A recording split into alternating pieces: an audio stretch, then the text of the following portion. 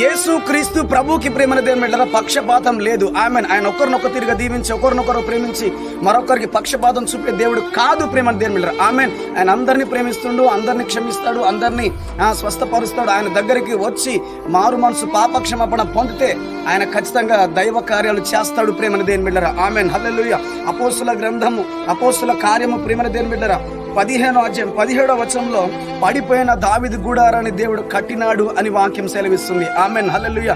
దావీదుకు చూపిన శాశ్వత కృప, దావీదును లేపినట్లుగా, అనేక భక్తుల్ని పడిపోయిన వారిని లేపినట్లుగా నీ జీవితం కూడా, నీ గుడారం కూడా, నీ ఇల్లు కూడా, నీ ఆత్మీయస్థితి కూడా, నీ వ్యాపారం ఏదైతే కూలిపోయిన స్థితిలో, పడిపోయిన స్థితిలో ఉందో, ఇగో పక్షపాతం చూపకుండా భక్తులకు లేవనెత్తిన దేవుడే ఇదిగో నిన్ను కూడా లేవనెత్తుతాను, నీ బలిపీఠాన్ని కూడా బాగు చేస్తాను, నీ గుడారాన్ని కూడా నేను బాగు చేస్తాను అని దేవుడు హామీ ఇస్తున్నాడు. నీ పిల్లల భవిష్యత్తు కోసం బాధపడుతున్నావు కదా, నీ కుటుంబం పతనమైన స్థితిలో ఉందేమో, దేవుడు నిన్ను బాగు చేయును గాక. ఆమేన్.